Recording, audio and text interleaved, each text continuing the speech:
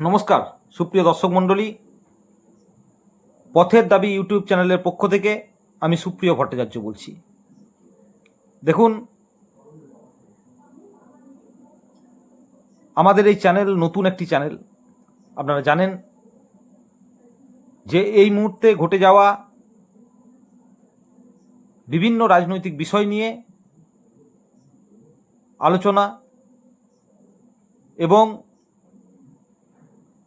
আমাদের রাজ্যের তথা দেশের প্রান্তিক মানুষজন তারা কেমন আছেন সেই সব বিষয় নিয়েই আমরা মূলত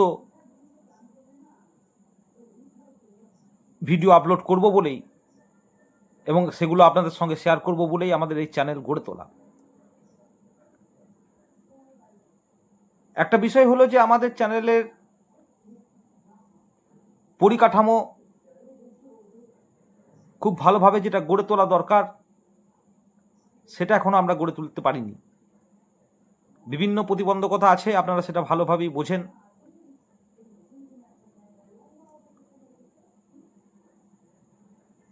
প্রথমেই যেটা আপনাদেরকে বলেছিলাম যে একটা খাতা এবং একটা পেন নিয়ে আমরা বসেছি, শুধুমাত্র এইটুকুই আমাদের সম্বল। দর্শকদের কাছে অনুরোধ করব, শ্রোতাদের কাছে অনুরোধ করব যে আপনারা একটু শোনার চেষ্টা করবেন, নিজেদের অভিজ্ঞতাও আপনারা কমেন্টের মাধ্যমে জানাবেন আমাদেরকে, তাহলে আমরা সমৃদ্ধ হব। আর যেহেতু এই চ্যানেলটি একটি রাজনৈতিক আলোচনার চ্যানেল, অতএব এটা আমরা খুব ভালোভাবেই জানি যে অন্য যে কোনো চ্যানেলের ক্ষেত্রে যা হয়, শ্রোতাদের কাছে, দর্শকদের কাছে ভিডিওটি অনেক আকর্ষণীয় মনে হয়, সেভাবে হয়তো আমাদের চ্যানেল আপনার সেই দিকে যাবে না। আমাদের চ্যানেল রাজনৈতিক আলোচনা, সামাজিক আলোচনা এসবের মধ্যেই নিজেদেরকে সীমাবদ্ধ রাখবে এবং সেই সীমাবদ্ধতার কারণেই দর্শকের কাছেও আমরাও যে সীমাবদ্ধ একটা দর্শক মণ্ডলীকেই পাবো সেটাও আমরা খুব ভালো করে জানি। মাত্র 10 দিন আগে এই চ্যানেলটি খোলা, সেই চ্যানেল আজকে আপনার ছোট ছোট দু একটি প্রচারের ভিডিও আমরা আপলোড করেছি। সেখানে এই 10 দিনে আমরা 2K দর্শক মণ্ডলী আমরা প্রায় 2000 দর্শক যারা আমাদের ভিডিওটি দেখেন। আমরা চাই আগামী দিনে আরও মানুষের কাছে ভিডিওগুলি নিয়ে পৌঁছে যেতে। এখন থেকে আমরা চেষ্টা করব প্রত্যেক দিন রাত্রি 8টা থেকে 8:30টার মধ্যে বিভিন্ন রাজনৈতিক বিষয় নিয়ে আপনাদের সঙ্গে আমরা আমাদের যে অভিজ্ঞতা সেই অভিজ্ঞতা আপনাদের সঙ্গে শেয়ার করার চেষ্টা করব। এখন এই বিষয় নিয়ে আর বেশি কিছু না বলে আজকের আলোচনার যে বিষয় সেই বিষয় আমি শুরু করছি। দেখুন, 4 মে আমাদের রাজ্যের বিধানসভা নির্বাচনের ফলাফল ঘোষণা হয়েছে এবং সেই ফলাফল ঘোষণার পর আমাদের রাজ্যের একটা স্বৈরাচারী দল, রাজনৈতিক দল 2011 সালের পর থেকে যে অত্যাচার মানুষের ওপর নামিয়ে এনেছিল, গ্রামে গঞ্জে মানুষের কথা বলার অধিকার সেটাকে নষ্ট করেছিল, সম্পূর্ণভাবে পুলিশ প্রশাসনের মাধ্যমে একটা রাজনৈতিক দল পরিচালনা হতো এবং লুটে খাওয়া ছাড়া এই রাজনৈতিক দলের কোনো রকম কোনো আদর্শ ছিল না। সেই রাজনৈতিক দলকে মানুষ ওই 14 তলার ওপর থেকে নামিয়ে এনেছে, তাদেরকে পরাজিত করেছে।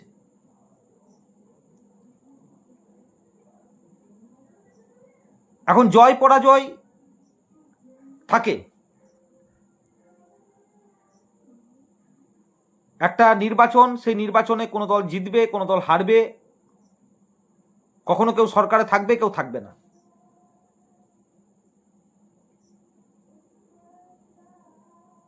কিন্তু যেভাবে পশ্চিমবঙ্গের রাজনৈতিক যে পরিমণ্ডল, সেই পরিমণ্ডল থেকে তৃণমূল কংগ্রেস নামক দলটি আস্তে আস্তে বিলুপ্তর পথে চলে যাচ্ছে, সেটা দেখে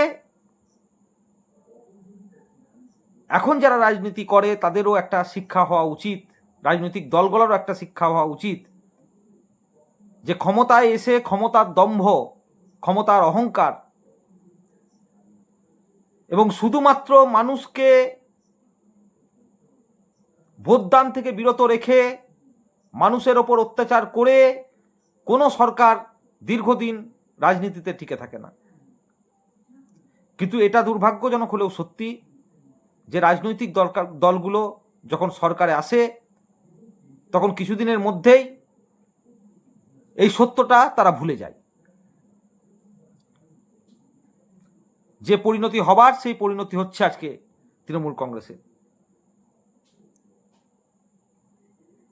মমতা বন্দ্যোপাধ্যায়, যিনি রাজনৈতিক জীবন শুরু করেছিলেন এই বলে যে তিনি একজন গরিব ঘরের মেয়ে, একটা টালির চালার ঘরে তিনি থাকেন, হাওয়ায় চটি পরে তিনি চলাফেরা করেন। আজকে তৃণমূল কংগ্রেসের এমন একটা অবস্থা, এই অবস্থায় কেউ মমতা বন্দ্যোপাধ্যায়কে সততার প্রতীক বলা তো অনেকদিন আগেই ছেড়ে দিয়েছেন। তার ভাইপোর সেই বিলাসবহুল বাড়ি শান্তিনিকেতন যখন মানুষ দেখে, তখন সেটা দেখে মানুষও চিন্তা করে যে এতদিন ধরে যারা বলে এসছে যে যারা গরিব ঘরের থেকে রাজনীতি করতে এসছে, 2011 সাল থেকে 2026 সাল পর্যন্ত কোন জাদু বলে তাদের এরকম একটা অর্থনৈতিক পরিবর্তন হলো। তাহলে মানুষকে বোকা বানিয়ে, মানুষকে প্রতারণা করে এরা রাজনীতি করে গেছে। আজকে চৌঠামের পর যে সরকার গঠন হয়েছে রাজ্যে এই সরকারটা গঠন হওয়ার পরে আমরা বলি না যে সকালটা দেখলে বোঝা যায় যে সারা দিনটা কেমন যাবে। আমরা বিধানসভার প্রথম যে অধিবেশন, সেই অধিবেশন থেকেই আমরা বুঝতে পেরেছি যে এই 5টা বছর কিভাবে যাবে। আমি দেখছিলাম কোনো চ্যানেলই কিংবা যারা রাজনৈতিক বিশ্লেষণ করেন তারা সবাই প্রায় এই বিষয়টাকে এড়িয়ে গেছেন। বিধানসভার প্রথম অধিবেশন, সেই অধিবেশন থেকে এই প্রথম বিধানসভার ভেতর থেকে মাননীয় বিধায়ক এবং এখন মন্ত্রী, বাণিজ্য মন্ত্রী শ্রী তাপস রায়, তিনি তার বক্তব্য শেষে বিধানসভার ভেতর থেকে জয় শ্রীরাম স্লোগান দিচ্ছেন।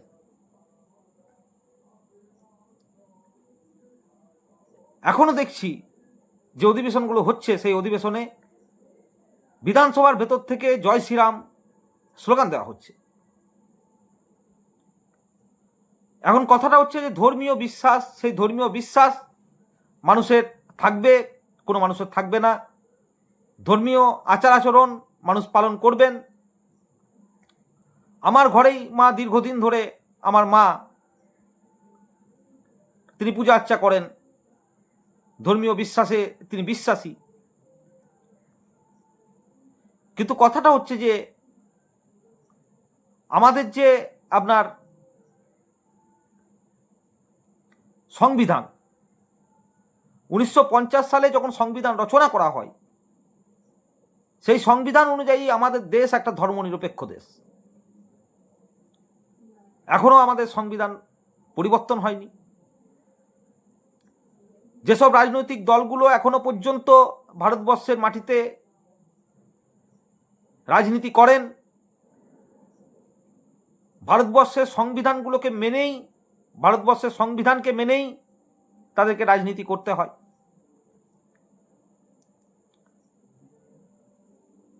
এবং আমাদের যে আপনার ধর্মনিরপেক্ষ যে আমাদের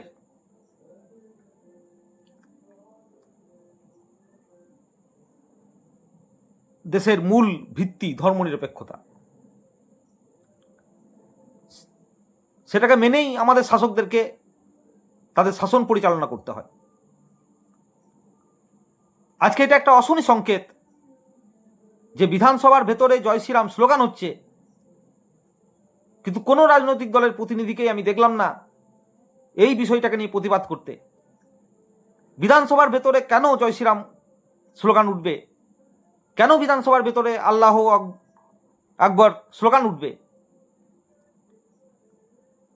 যেখানে বিধানসভাটা হলো আইনসভার কাজ করে, যেখানে আইন তৈরি হয় মানুষের জন্য, যেখানে পরিকল্পনা করা হয় যে দেশের, আমাদের রাজ্যের মানুষের জন্য আপনার তার পরিকল্পনা করা হবে, তাদেরকে ভালো রাখার জন্য পরিকল্পনা হয়, এলাকার অঞ্চলের আপনার দাবিগুলো সেখানে ওঠে, আলোচনা হয়। এখন আমি এই কথাটা এখন থেকে বলতে পারা যাবে না, সবে একটা নতুন সরকার এসছে, অনেক দেখার দিন বাকি আছে। কিন্তু এই ছোট ছোট বিষয়গুলো, যে বিষয়গুলোকে নিয়ে কেউ কথা বলছে না, আমি মনে করি যে পরবর্তীকালে এই বিষয়গুলোই বুঝিয়ে দেবে যে আরএসএস এর পরিচালনায় যে রাজনৈতিক দল চলে, সেই রাজনৈতিক দল কিভাবে আপনার মানুষের ওপর বুলডোজার চালাবে।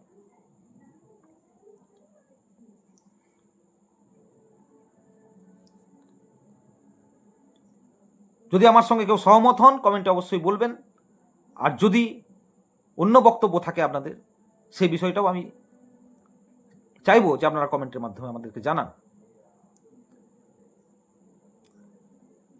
এখন সরকার প্রতিষ্ঠার আগে এবং পরে কোনো একটা রাজনৈতিক দলের কথাবার্তার মধ্যে অনেক পরিবর্তন লক্ষ্য করা যায়। আপনাদের মনে থাকবে 2014 সালে নরেন্দ্র মোদী ক্ষমতায় আসার আগে অনেক প্রতিশ্রুতি দিয়েছিলেন, তৎকালীন সরকারের বিরুদ্ধে অনেক কথা বলেছিলেন। সে আপনার পেট্রোল ডিজেলের দাম বৃদ্ধির বিরুদ্ধেই হোক কিংবা আরো অন্যান্য বিষয়ের মধ্যেই হোক। এখন বিজেপি সরকারে আসার পরে পশ্চিমবঙ্গে আপনারা জানেন যে কিভাবে পেট্রোল ডিজেলের দাম বৃদ্ধি, গ্যাসের দাম যেখানে বলছিল রান্নার সিলিন্ডার, রান্নার জন্য ব্যবহৃত গ্যাসের দাম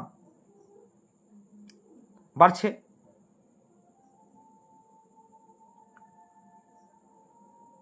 যে বিজেপির বিধায়করা এতদিন পর্যন্ত রাজ্যের হকারদের হয়ে কথা বলতেন, গরিব মানুষের হয়ে কথা বলতেন, আজকে ভোটে জেতার পর মুহূর্তেই হকারদেরকে উচ্ছেদ করা হচ্ছে। তাদের পুনর্বাসনের কি ব্যবস্থা সরকার করতে চায়, সেই ক্ষেত্রে বাজেটে কোনো রকম কোনো কথা মাননীয় অর্থমন্ত্রী তিনি বললেন না যে কি পরিকল্পনা তাদেরকে নিয়ে। এই শুভেন্দু অধিকারী একদিন বলেছিলেন, এখন আপনার ফেসবুকে হোয়াটসঅ্যাপে ভিডিওগুলো ছড়িয়ে গেছে, মানুষজন দেখছেন। সেই তখন শুভেন্দু অধিকারী হকার উচ্ছেদ নিয়ে কি বলেছিলেন, আর আজকে হকার উচ্ছেদ নিয়ে তারই সরকারের কি ভূমিকা?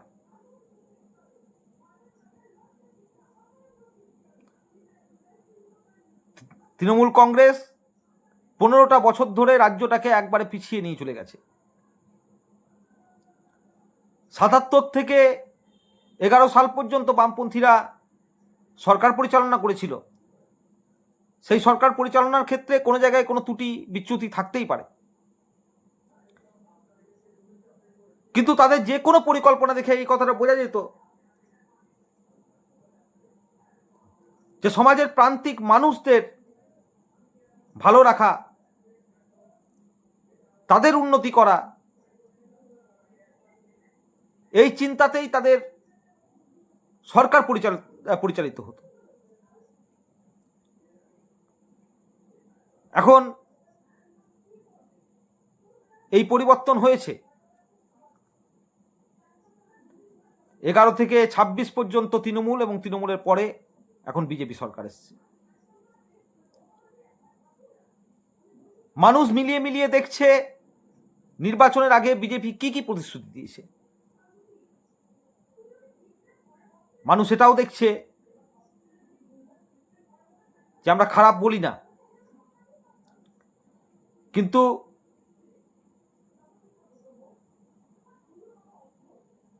আমাদের রাজ্যের মহিলাদের বলা হয়েছিল যে 3000 টাকা করে অন্নপূর্ণা ভাণ্ডার দেওয়া হবে।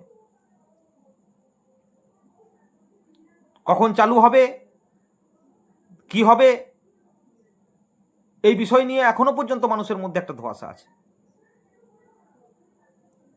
কিন্তু কখনোই এই কথাটা বলা হয়নি সরকার প্রতিষ্ঠার আগে যে অন্নপূর্ণা ভাণ্ডার পেতে গেলে আপনার 13 পাতার একটা জটিল ফর্ম সেটা ফিল আপ করতে হবে। তখন বলা হয়েছিল লক্ষ্মী ভাণ্ডার যারা পাবে তাদের অ্যাকাউন্টে সরাসরি আপনার টাকা ঢুকে যাবে।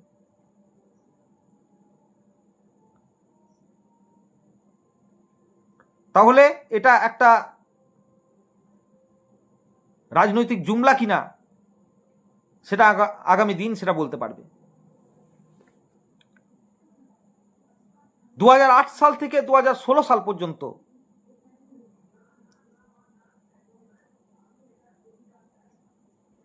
যে বকেয়া ডিএ রাজ্য সরকারি কর্মচারীদের,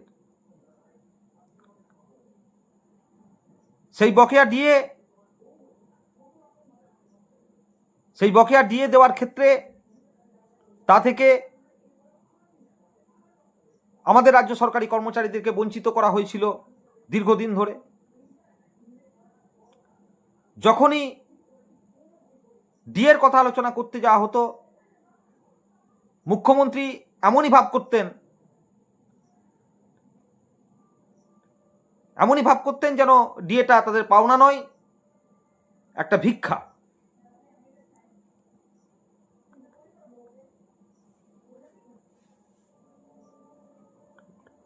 ফলত অনেক রাজ্য সরকারি কর্মচারী তারা ভেবেছিলেন যে বিজেপি সরকার ক্ষমতায় আসার পরে হয়তো 2008 থেকে 16 পর্যন্ত যে বকেয়া ডিএ, সেই ডিএ তারা পেয়ে যাবেন। আজকে আমি সবার ক্ষেত্রে বলবো না, কিন্তু গ্র্যান্ট ইন এড কর্মচারী যারা আছেন, সরকার পোষিত কর্মচারী যারা আছেন, আজকে তারা বুঝতে পারছেন যে কোনো ক্ষেত্রেই দিয়ে দেওয়ার ক্ষেত্রে তাদের নাম উল্লেখ পর্যন্ত করা হচ্ছে না। সরকার কি নীতি নিতে চলেছে, এইসব কর্মচারীদের জন্য সরকার কি ভাবছে, সেই বিষয় নিয়ে কোনো কথা বলা হচ্ছে না। ঘুরিয়ে ফিরিয়ে মুখ্যমন্ত্রী যেটা বলতে চাইছেন, যেটা 2011 সালে মমতা বন্দ্যোপাধ্যায় এসেও প্রথমে বলেছিলেন যে রাজ্যের বেহাল দশা, বামপন্থীরা নাকি অর্থনৈতিকভাবে একবারে পঙ্গু করে দিয়ে চলে গেছে রাজ্যটাকে, অতএব আমি এই মুহূর্তে মানুষের যেগুলো পাওনা সেগুলো দিতে পারবো না। এখন শুভেন্দু অধিকারীও সেই কথাই বলছেন, রাজ্যের মুখ্যমন্ত্রী বলতে চাইছেন ঘুরিয়ে ফিরিয়ে। উনি এতটা বলছেন না, উনি বলছেন আমাকে সময় দেওয়া হোক। কিন্তু তিনি যখন সময় চাইছেন তখন এই কথাটা বুঝতে হবে যে তাহলে ভোটের আগে যে ৪৫ দিনের সময়সীমা তিনি চেয়েছিলেন, যে এই ৪৫ দিনের মধ্যে এই দাবিগুলো তিনি মেটাবেন, তাহলে সেই দাবিগুলো আপনার মেটানোর যে কথা, সেই কথাগুলো রাজনৈতিক জুমলা ছিল।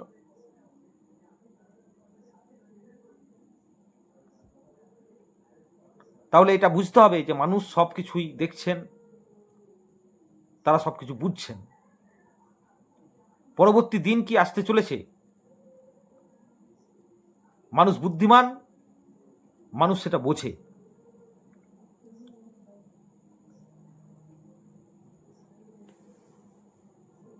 এখন সারা দেশ জুড়ে বিজেপি যে আপনার একটা ফ্যাসিবাদী কায়দায় শাসন ক্ষমতা পরিচালনা করছে, আমরা দেখেছি মণিপুরে তারা কি করেছে। কুকি এবং মেইতেই এই দুটি সম্প্রদায়কে কিভাবে আপনার একে অপরের দিকে লেলিয়ে দেওয়া হয়েছে,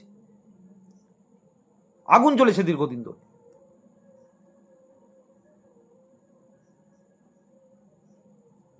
আমরা দেখেছি ত্রিপুরাতে কিভাবে ক্ষমতায় আসার পরে এখানে যেরকম ভাবে আপনার বামপন্থীদের ওপর আক্রমণ নামিয়ে এনেছিল তৃণমূল কংগ্রেস, ঠিক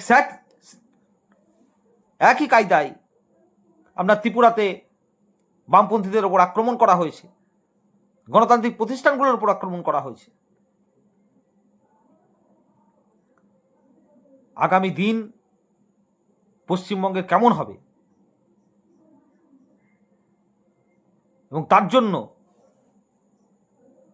আমাদেরকে চোখ রাখতে হবে প্রত্যেকটা দিন যে ছোট্ট ছোট্ট রাজনৈতিক পরিবর্তনগুলো হচ্ছে, সেই পরিবর্তনগুলোর উপর আমাদের চোখ রাখতে হবে।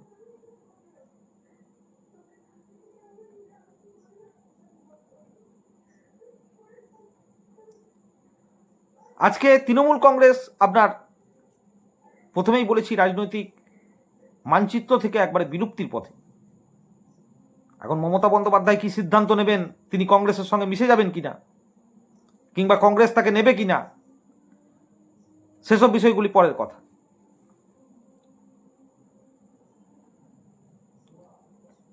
ভারতবর্ষের রাজনীতিতে এরকম কোনো প্রহসন আগে হয়েছিল কিনা আমি জানি না, যে একটা রাজনৈতিক দল ক্ষমতা হারানোর এই কিছুদিনের মধ্যে 3 ভাগে বিভক্ত হয়ে যায় এবং কে কোন দিকে যায় সেটা বোঝা যাচ্ছে না। কিন্তু এই কথাটা খুব পরিষ্কার হচ্ছে, বিজেপি যে রাজনীতি আপনার গোটা ভারতবর্ষে করে, এই ক্ষেত্রেও সেই একই রাজনীতি, যে তৃণমূল কংগ্রেস যে সুবিধাবাদীদের জন্ম দিয়েছিল রাজনীতির ক্ষেত্রে, যাদের না ছিল কোনো নীতি, না ছিল কোনো আদর্শ, তাদের আদর্শ একটাই, শুধু টিকে থাকা,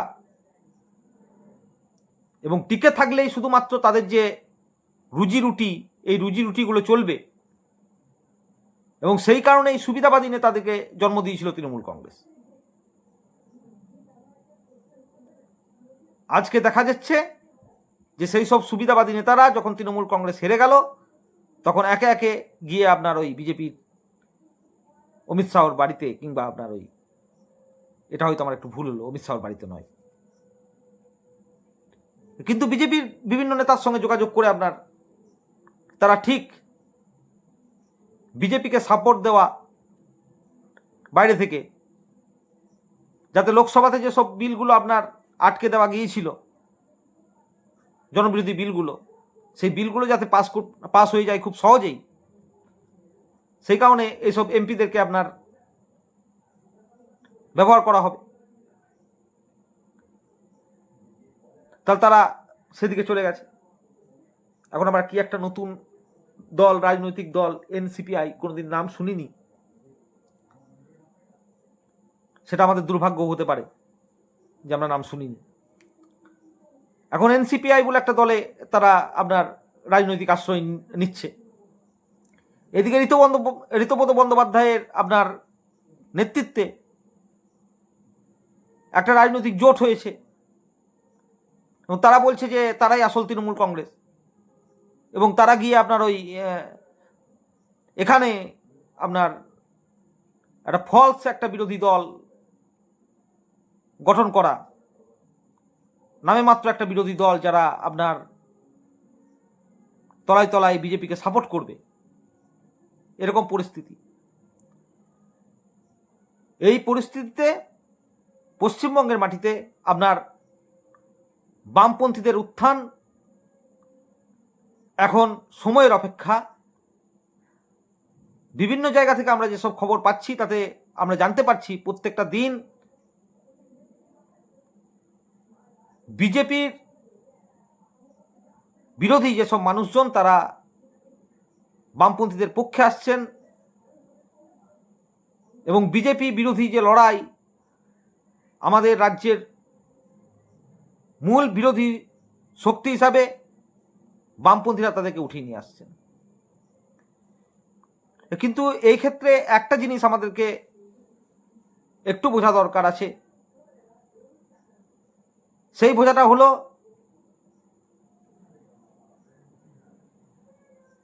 যে আমাদের এখানে পশ্চিমবঙ্গে রাজনীতিতে, পশ্চিমবঙ্গের মাটিতে বামপন্থার যে আপনার চিন্তাভাবনার মানুষজন, এই বামপন্থী চিন্তাভাবনার মানুষজন দীর্ঘদিন ধরে তারা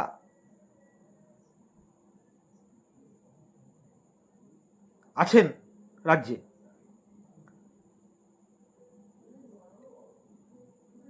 এবং বামপন্থীরা এই মুহূর্তে তাদের আদর্শগত কথা যদি মানুষের সঙ্গে তুলে না ধরেন,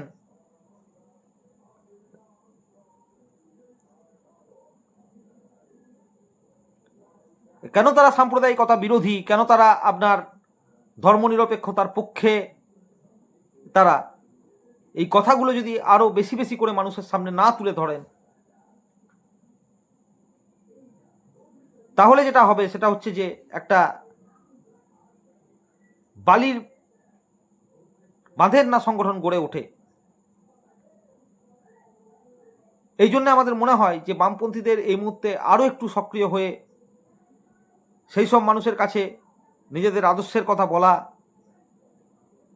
ভারতবর্ষের মাটিতে ধর্মনিরপেক্ষতার কেন প্রয়োজন এই বিষয়গুলিকে বলা, ভারতবর্ষের মাটিতে একটা ফ্যাসিবাদী সরকার কোনোভাবেই চলতে পারে না, এই কথাটি জোরের সঙ্গে মানুষের সামনে বলা, এগুলির প্রয়োজনীয়তা আছে।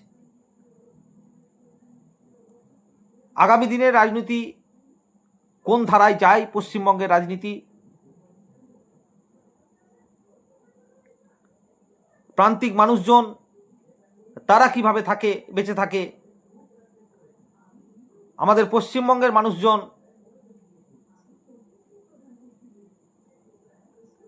যাদের একটা বড় অংশ, বিরাট বড় অংশ এখনো কৃষিকাজের সঙ্গে যুক্ত আছেন, তারা কেমন থাকেন, গ্রামের সাধারণ মানুষ কেমন থাকে, এই বিষয়গুলি আমাদের নজরে থাকবে। আমরা সেই সব বিষয় সম্পর্কেও আপনাদের সামনে আগামী প্রতিবেদন আমরা তুলে ধরব। আজকের প্রতিবেদনে আমরা আপামর ধর্মনিরপেক্ষ মানুষের কাছে, আপামর গণতান্ত্রিক মানুষের কাছে এই কথাটা আমরা বলতে চাই যে এই মুহূর্তে সময় চলে এসেছে যখন একটা সাম্প্রদায়িক শক্তি তারা আপনার নিজেদেরকে ঐক্যবদ্ধ করছে, নিজেদের আপনার ক্ষমতা প্রত্যেকদিন বাড়ানোর চেষ্টা করছে। সেই ক্ষেত্রে ধর্মনিরপেক্ষ শক্তিকেও একটা পক্ষ নিতে হবে এবং সেই পক্ষ, যে পক্ষ চোখে চোখ রেখে লড়াই করতে পারবে এই সরকারের বিরুদ্ধে, সেই পক্ষকেই সমর্থন করতে হবে।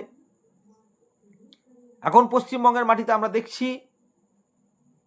যে বামপন্থীরা চোখে চোখ রেখে লড়াই করছে, সে হকার উচ্ছেদের বিরুদ্ধেই হোক কিংবা আর যে কোনো সামাজিক আপনার ক্ষেত্রে সবসময় মানুষের পাশে থেকে লড়াই করার চেষ্টা করছে। অতএব আমাদের ধর্মনিরপেক্ষ মানুষকেও তাদের পাশে থাকতে হবে, তাদের আন্দোলনে থাকতে হবে, এটা আমরা মনে করছি। তবেই একমাত্র পশ্চিমবঙ্গের মাটি থেকে এই স্বৈরাচারী এবং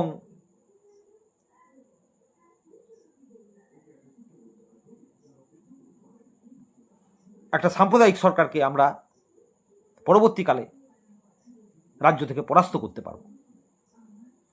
সবাই ভালো থাকবেন, নমস্কার। আবার দেখা হবে কালকে রাত্রি 8:30টায়।